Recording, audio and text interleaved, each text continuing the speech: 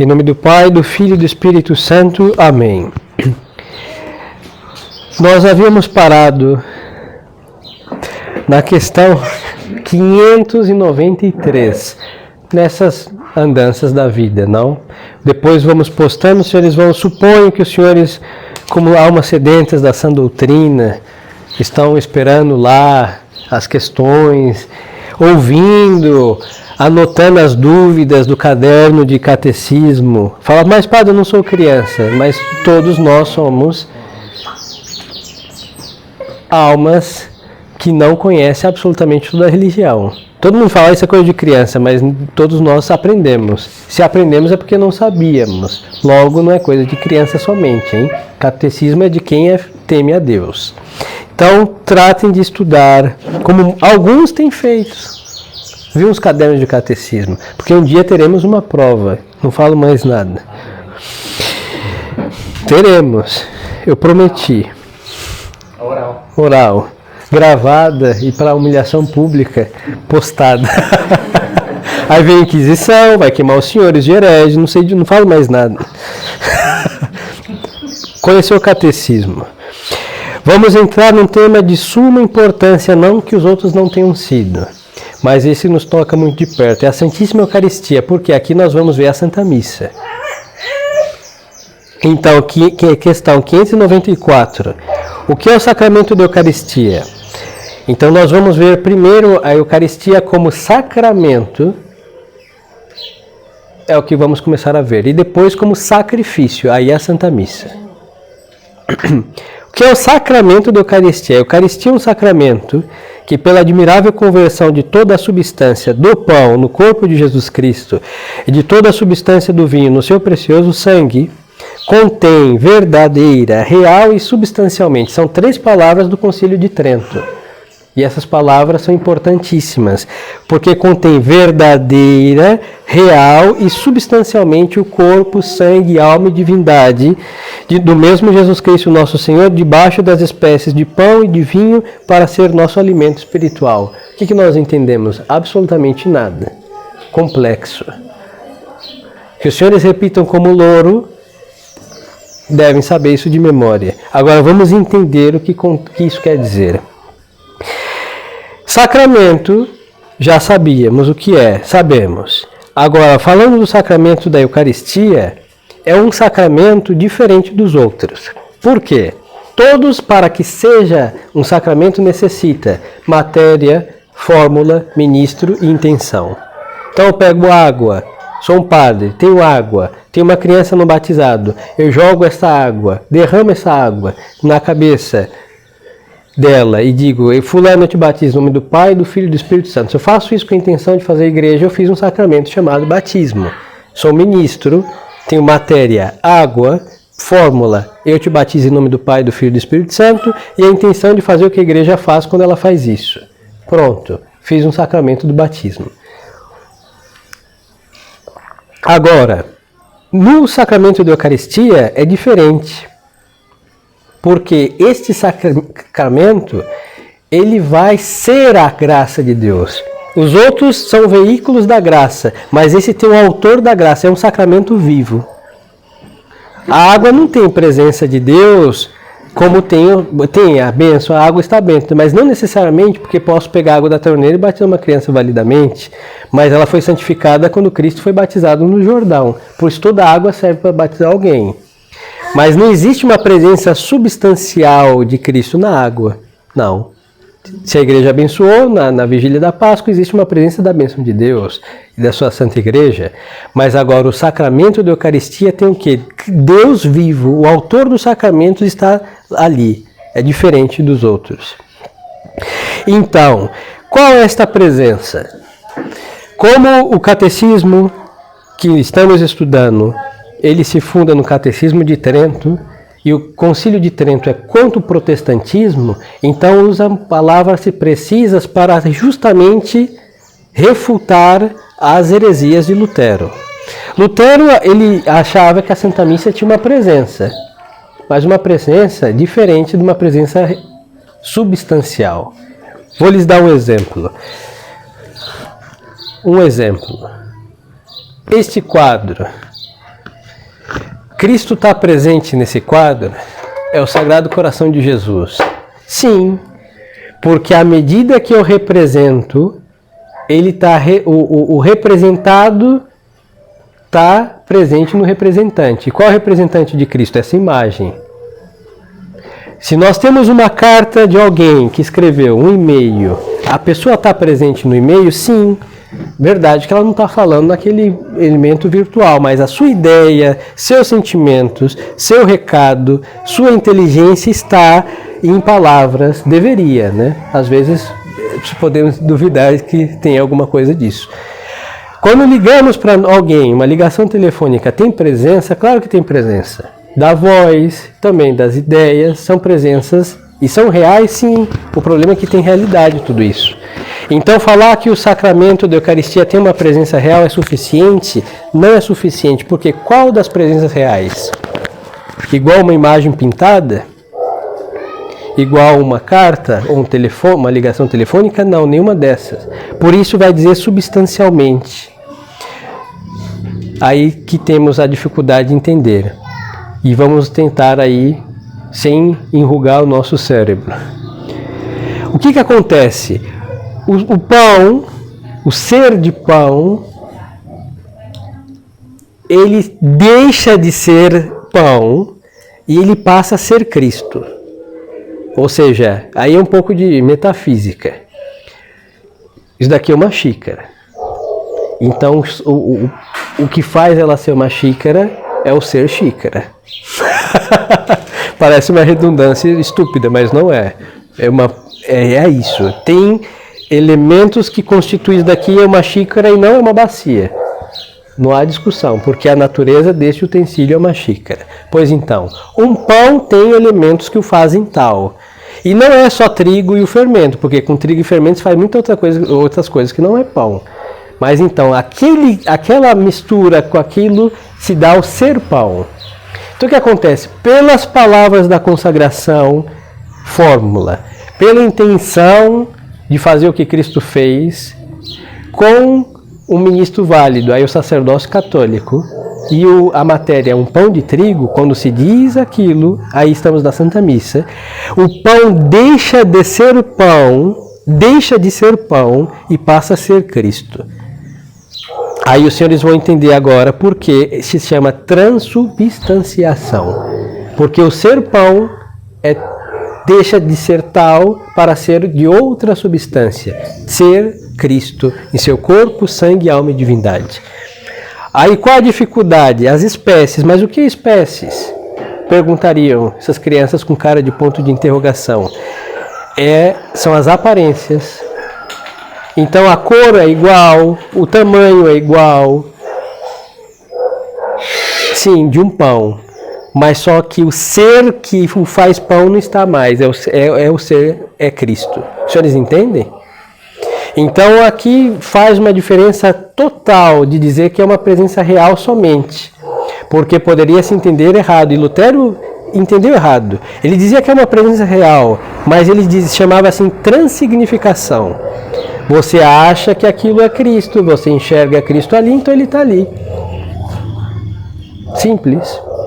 Mas isso não é o que Cristo fez, não é achismo, isso não é elemento de teologia. Nosso Senhor disse que é o seu corpo. Essa afirmação não é significativa de um simbolismo, é de uma realidade. Tomai e comei, isto é o meu corpo. Ele não disse, isto significa o meu corpo. Isso você achará que é meu corpo. Não, ele disse que é. Essa afirmação faz com que o pão deixe de ser tal e se transforme no que ele acaba de dizer. Porque as palavras produzem o que Cristo fez e quis realizar ao dizer aquilo. Então, na consagração, quando o padre diz, tomai e comei, isto é o meu corpo, o pão deixa de ser pão, a substância do pão deixa de ser substância de pão e se transforma no corpo, sangue, alma e divindade de Cristo. Aí é uma presença real, é uma presença verdadeira, real e substancial. Ou seja, uma presença do mesmo jeito que ele está no céu, ele está no Santíssimo Sacramento. Isso é interessante. Isso é muito impressionante. Porque nós comungamos Nosso Senhor, um parênteses de curiosidade teológica. Essas são interessantes. Se Nosso Senhor estiver no céu abraçado com a Santíssima Virgem, nós o comungamos do jeito que ele está lá em cima. Por isso Santa Teresinha, quando ela comungava, ela aproveitava para rezar para sua mãe, porque ela sabia que sua mãe estava no céu, e quem está no céu está com Cristo. Então, ao receber Nosso Senhor, ela pensava sempre na sua mãe, porque sua mãe estava perto de Cristo, porque estava no céu, e ao receber Nosso Senhor, ela ficava também perto da sua mãe. Isso é totalmente verdadeiro. Nós comungamos, se Nosso Senhor estiver olhando, não sei, conversando com São Pedro, e nós comungamos ele aqui, nós o recebemos tal qual ele está lá na glória. É o mesmo corpo, Cristo só tem um corpo. E nós comungamos o único corpo de Cristo.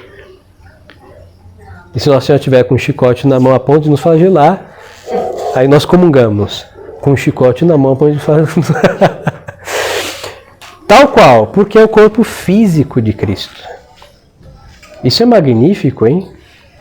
Por isso a ação de graças, e o padre é chato, eu vou insistir nisso o ano inteiro. Quando os senhores fizerem ação de graças, a minha calvície vai acelerar, mas os senhores vão ter que fazer ação de graça. Fico careca feliz por isso. É impressionante, hein? Por quê? Porque é uma presença substancial, ou seja, real, física, própria e total de Cristo. Nós comungamos, ingerimos a Sagrada Hóstia tal qual o seu corpo está na glória. O mesmo corpo, porque só existe um corpo de Cristo. Então entendemos aqui a parte do sacramento. O que é?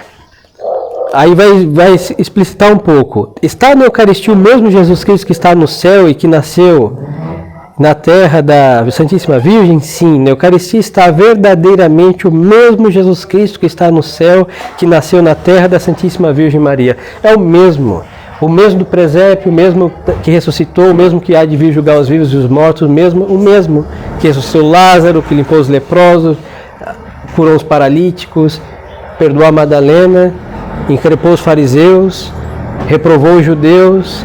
É o mesmo Jesus, é o mesmo, porque só existe um. É ele que nós comungamos. Por que acreditais que no sacramento da Eucaristia está verdadeiramente Jesus Cristo? Aí responde o catecismo. Eu acredito que no sacramento da Eucaristia está verdadeiramente presente Jesus Cristo, porque ele mesmo o disse e assim nos ensina a Santa Igreja.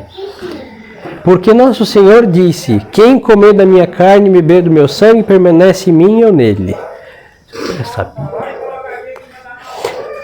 E Nosso Senhor, quando ele estava preparando os apóstolos para isso, ele foi muito claro.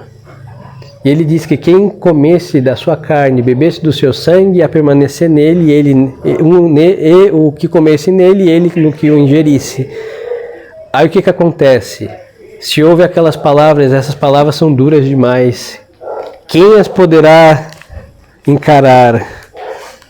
Nosso Senhor perde apóstolos, discípulos aí, hein? Muitos. E o que vai acontecer? Nosso Senhor vai mudar de palavra? Não. Porque quem se escandalizou com a verdade, esse problema não lhe pertence. Ele perdeu discípulos, mas não voltou atrás. Quem não comer minha carne e beber meu sangue não permanece em mim. Nosso Senhor insiste nisso.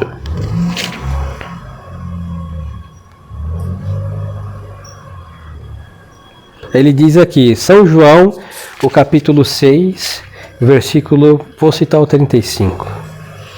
Eu sou o pão da vida. Quem vem a mim já não terá fome, e quem crê em mim jamais terá sede. Espera aí, vamos um pouco mais adiante. Aqui, mais adiante.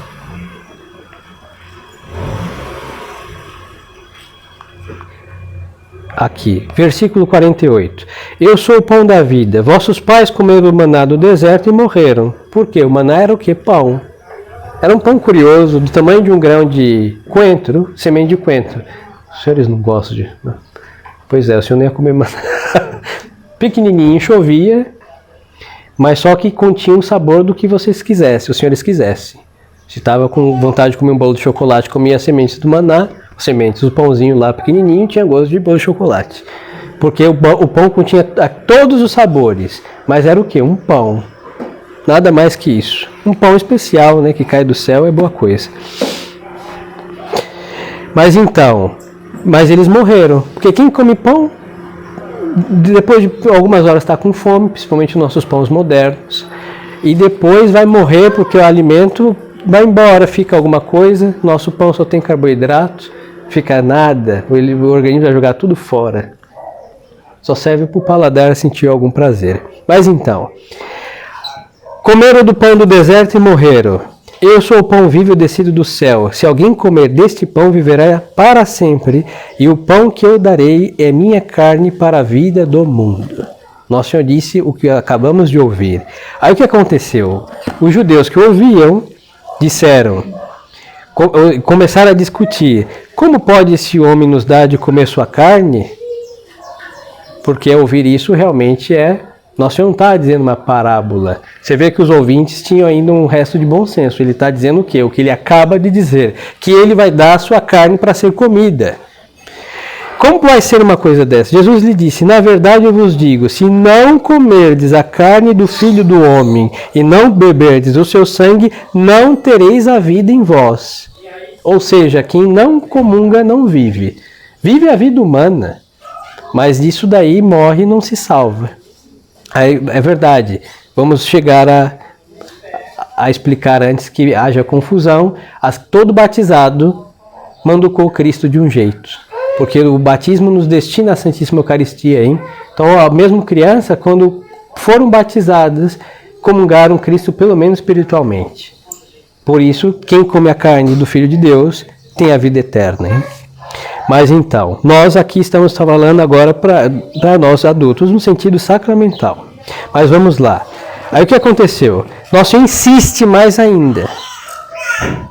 Ele vai ser mais claro ainda. E aí o que vai acontecer? O escândalo vai aumentar. E aí, quem come a minha carne e bebe o meu sangue tem a vida eterna, e eu ressuscitarei no último dia. Porque minha carne é verdadeiramente comida e meu sangue é verdadeiramente bebida. Quem come minha carne e bebe meu sangue permanece em mim e eu nele. Aí ele vai dar um exemplo. Assim como o Pai que vive me enviou e eu vivo pelo Pai, assim também quem comer da minha carne viverá por mim. Este é o pão descido do céu. Não é como o pão que vossos pais comeram e ainda assim morreram. Quem come deste pão viverá eternamente. Aí depois de ouvirem muitos dos seus discípulos, diz aqui, disseram, essas palavras são duras demais. E assim, discípulos. Quem poderá escutá-las? Discípulos, aqui não eram nem os judeus, eram os discípulos, mas eram judeus também. Percebendo que os discípulos estavam murmurando por causa disso, Jesus lhes disse, isso vos escandaliza? Perguntou, e se visses o Filho do Homem subir para onde ele estava antes, o Espírito é que dá vida, a carne de nada serve. As palavras que eu vos tenho dito são Espírito e vida. Ou seja, Nosso Senhor vai dizer claramente, isso vos escandaliza? É porque estão ouvindo com os olhos carnais. Mas o que Nosso Senhor estava dizendo? Que Ele ia dar de comer verdadeiramente seu corpo e seu sangue para ser bebido. E assim é o sentido literal. Nosso Senhor falou, olha, não se escandalize, ninguém vai me morder. É o sentido espiritual, que crê em mim. Não, vão ter que me comer, sim, senhores. E Nosso Senhor, porque isso geraria uma grande repugnância de se aproximar dele, então Nosso Senhor fez o quê? Deixou as aparências do pão, porque ninguém tem medo de um pão, não é verdade? Mas só que como o pão não serve para a vida eterna, ele pegou o ser do pão e deixou de fora, e é o seu ser, mas deixou a aparência de pão, o sabor de pão, o tamanho de pão, a cor do pão, para que ninguém se afastasse dele. Genialidades de Cristo, bondades de Deus Nosso Senhor. Por isso ninguém tem repugnância a comungar. Mas vão comer pão? Não. Pelo menos na missa de sempre não. Com o sacerdócio de sempre, não. Por quê? Porque aqui não se faz, não é uma padaria o altar, é um sacrifício, é um calvário e se dá a comer o corpo, sangue, alma e divindade de nosso Senhor Jesus Cristo, tal qual estivéssemos com a boca nas suas chagas no calvário. Mas esta aparência visível, gosto de sangue, aspecto de carne, não se vê porque seria difícil comungar, hein? Muito difícil. Então Nosso Senhor deixou as aparências do vinho, a cor, a quantidade, inclusive o teor alcoólico, são acidentes que ficam, mas o ser não é vinho. No cálice eu não bebo vinho, bebo o sangue de Cristo. E os senhores, quando comungam a Sagrada Hóstia, comungam Cristo vivo, comungam o seu corpo, o seu sangue, sua alma e sua divindade. E o seu sangue, sim, porque um corpo vivo tem sangue, sim, senhores. Então, na Sagrada Hóstia contém Cristo inteiro. É a palavra de Deus. Nosso Senhor perguntaria, Lutero, isso te escandaliza? O problema é seu. Então, assim, modernista, isso te escandaliza? Pois é, porque ouvem com o espírito da carne, movidos pela carne, não pelo espírito. Então, não tem como entender de outro modo. Não tem como tergiversar essas palavras. São claras demais e Nosso Senhor não dissolveu com nenhuma parábola, nada. Disse a verdade nua, tal qual.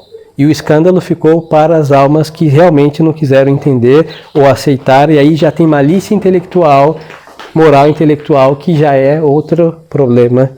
Mas Nosso Senhor não arredou o pé e disse, e afirmou, e afirma mais uma vez, e vai afirmar até o final, que quem não o comer não terá vida eterna. Então por que nós acreditamos? Porque nós ouvimos isso de Nosso Senhor. Não tem como dizer o outro. Ele disse o que disse e nós não temos como pensar o contrário. Questão 597. Qual é a matéria do sacramento da Eucaristia? Isso é importante, hein? Porque no modernismo mais grotesco, lá no Paraná, acho que por causa todo esse rolo que está tendo aí, teve um pseudo-padre, vamos chamá-lo assim, uma estupidez tremenda, que fez uma missa com pão e mel. Bom, com pão e mel não se faz nada mais do que uma grosseria, como ele fez. Uma estupidez, hein? Por quê? Porque todo sacramento tem um elemento, uma matéria. E essa matéria quem estabeleceu? Cristo. O Papa pode mudar? Não pode. Lamento. Não tem poder para isso. Só Deus, mas Deus não muda. Então o sacramento da Eucaristia vai ser feito com o quê? Com pão de trigo. Tem que ser de trigo? Tem. Pode ser cevada? Não, cevada não é trigo. Centeio não é trigo. Outro grão. Sei lá, qualquer outro, não serve. Trigo é trigo. Pão de trigo. Se tiver fermento, serve? Serve, porque pão de trigo, o fermento não muda a natureza do pão. Mas na igreja nossa, romana, usamos pão ázimo, ou seja, pão sem fermento. Mas o Oriente usa com fermento. E isso não altera a matéria de modo a ser inválido. E qual é a matéria também? Como tem dois elementos, a outra matéria é vinho de uva. Aí suco de uva serve? Não, suco de uva não é vinho. Não é vinho. Suco de uva é suco de uva e vinho é uva espremida e fermentada. A fermentação faz a diferença entre o suco e o vinho. Se fermentou, virou vinho. Se não fermentou, é um suco de uva. Suco de uva não consagra, não serve para consagrar. Não tem o que fazer. Se chega um padre com cachaça, estamos no Brasil, bebida comum e corrente, 51. É a péssima ideia que tiveram de levar isso para o altar. Não serve, hein? E justo 51 Minas melhores, assim que, por favor. Em Minas tem coisas melhores do que 51 melhores. Terror, né? Pois é. Mas não serve para consagrar. Pode vir o santo cura d'Ars e colocar a cachaça na galheta dele, que é essa jarrinha, ele não consagra. Por quê? Porque Cristo escolheu vinho. E somente com a matéria elegida, escolhida por Cristo, que as palavras de Cristo vão transformar aquele elemento no seu sangue. Não é questão de padre, é questão do quê? Da determinação que Cristo fez e ninguém pode alterar isso. Então, se chegar com pão, por caro, por nobre que seja, se não for de trigo, não serve para consagrar. Podia ser São João Bosco, colocar no altar dele, ele dissesse as palavras da consagração, não consagraria porque é uma matéria incapaz. Então a matéria capaz é o pão de trigo. A matéria capaz é o vinho de uva. Aí pode ser tinto, pode ser branco, mas é vinho de uva, é capaz de se transformar no sangue de Cristo. Matéria é isso daí. Agora nós vamos entrar na fórmula, porque todo sacramento precisa de uma fórmula. Qual é a fórmula do sacramento da Eucaristia? A fórmula do sacramento da Eucaristia, ou seja, quais são as palavras que o padre tem que dizer ao pão e ao vinho para transformá-los no corpo, sangue, alma e divindade de Nosso Senhor. Vamos lá. A fórmula do sacramento da Eucaristia são as palavras usadas por Nosso Senhor Jesus Cristo. Então, eu vou pôr um parênteses aqui para os senhores, porque daqui a gente já estamos, assim, nos avizinhando a missa nova. Não para concelebrá-la, era justamente para mostrar que aquilo não é missa, hein? À margem de qualquer discussão entre tradicionalistas, modernistas, à margem disso, estamos vendo o catecismo da nossa religião. Missal da Santa Igreja. O missal não é um catecismo, mas nem por isso deixa de nos instruir. Tem algumas instruções. Vamos lá. Tem uma parte do missal, que não é de interesse dos senhores, que é a parte dos defeitos que o padre pode acontecer por, sei lá, os padres panicam também às vezes. E aí, nas panes no motor do padre, a igreja que tem 2000 anos conhece onde falha o motor dos seus ministros. Então tem alguns defeitos que podem acontecer. Já foram previstos, sempre são os mesmos. Então o que acontecer se esses defeitos acontecerem? Então vamos lá.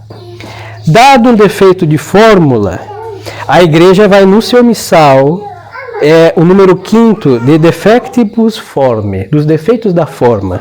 Então, o que a igreja vai dizer aqui? Em primeiro lugar, para saber se há um defeito na fórmula, nas palavras, eu tenho que saber a fórmula íntegra. Porque um defeito é o quê? Suprimir, alterar, acrescentar, aí a alteração por acréscimo, suprimir, restringir, não. Então, eu tenho que saber quais são as palavras essenciais para consagrar o pão no corpo e sangue, alma e divindade do Nosso Senhor, e o vinho no seu sangue, corpo, alma e divindade. Então, nós vamos aqui, ó. Para consagrar, aqui está escrito assim, o pão no corpo de Cristo, o padre tem que dizer hoc est enim corpus meu. Isto é o meu corpo. É muito interessante porque, só um parênteses também para aumentar a devoção, quando Cristo se encarnou, Nossa Senhora disse 5 palavras, fiat mihi secundum verbum tuum. E Nosso Senhor, quando foi consagrar o pão no seu corpo, disse hoc est enim corpus meu. 5 palavras. Quando nós consagramos a hóstia, que é a primeira que consagramos, nós estamos honrando a encarnação do Verbo. Nosso Senhor uniu o Calvário com o altar, o Calvário com o presépio. Aí o sacrifício vai acontecer quando o padre consagra o vinho, porque aí vai ter o sangue separado sacramentalmente do corpo, vamos ver isso mais adiante. Aí acontece o sacrifício. Fecha o parênteses, que não é só piedoso, mas é profundo. Vamos lá.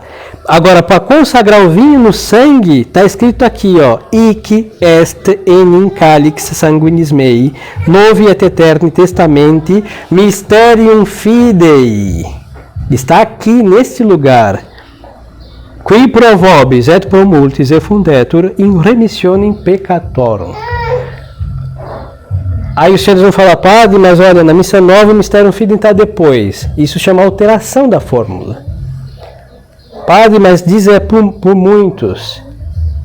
nós dizemos por muitos, ele diz por todos. Pois é, Cristo não diz por todos, diz por muitos, eles alteraram a fórmula. E aqui está falando o quê? Que essas são as palavras, está em letras vermelhas, hein? E no missal, letras garrafais, até com os olhos fechados podemos ler, de imensas que estão, cadê? Vou mostrar para os senhores, porque o missal de altar é diferente do missal do senhor.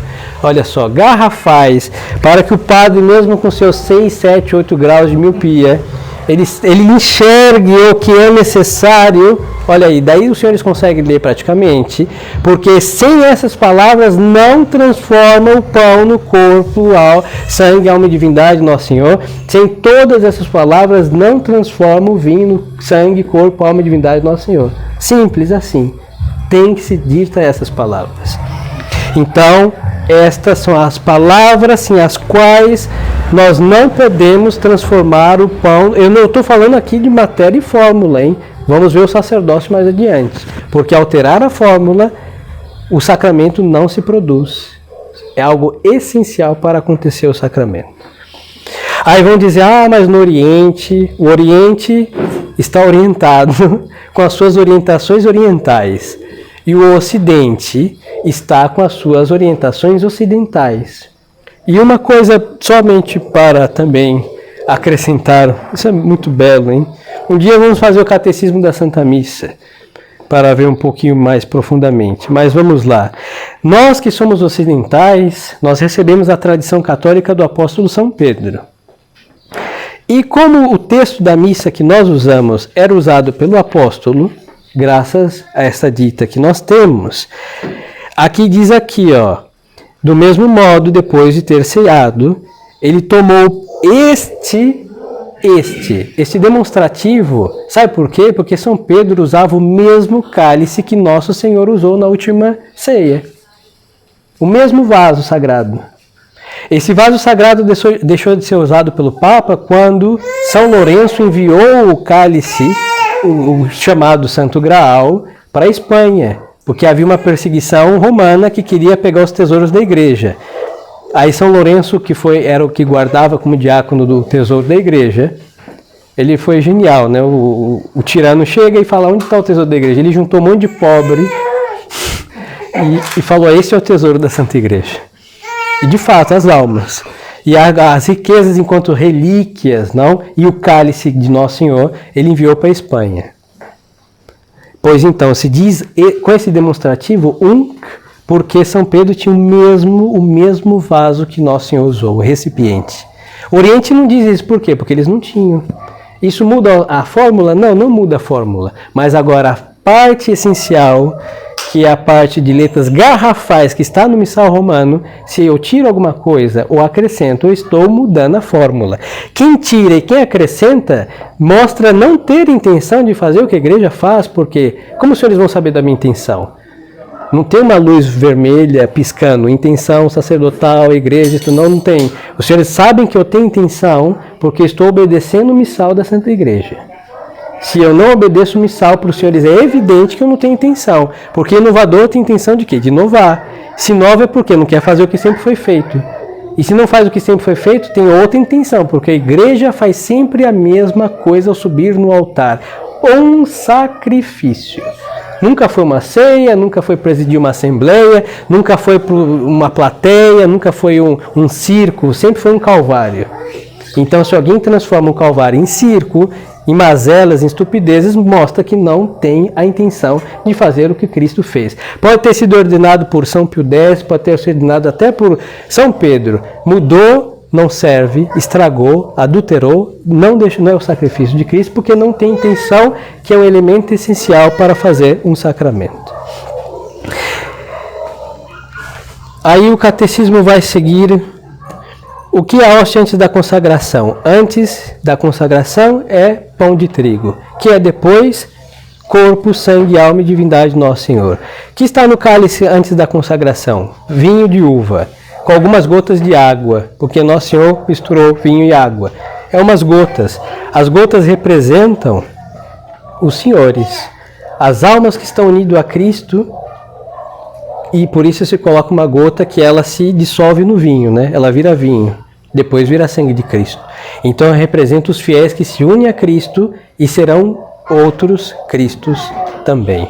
Por isso, na missa de defuntos, nós colocamos a água no cálice, porque se o padre não coloca essa gota de água no cálice, chama pecado mortal. Uma gota de água, hein? Você vê que os detalhes são importantes. Pecado mortal, sim, senhores. Nada mais que isso. Por causa de uma gota d'água. Porque Cristo fez. Se eu não faço o que Cristo não fez, é um pecado mortal.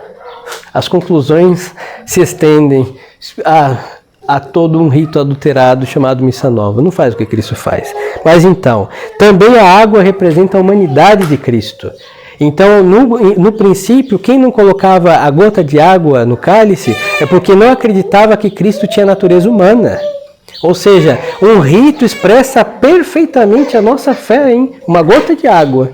E quando nós colocamos essa gota, nós estamos professando que Cristo teve a natureza humana real, perfeitamente homem, sem deixar de ser Deus. Isso é uma gota de água, hein? Tanto que os armênios que caíram nessa heresia, o monofisismo, eles não colocavam água no cálice, hereges. E quando eles voltaram à comunhão com a igreja, no decreto lá aos armênios, está mandando eles colocarem a gota de água dentro do cálice, como todos os fiéis, desde os apóstolos, fizeram. Pois então, a gota de água. Então, o que é o cálice antes da consagração? O que está lá dentro? Vinho com algumas gotas de água. Por isso a igreja é clara aqui. E depois da consagração, o que está dentro do cálice?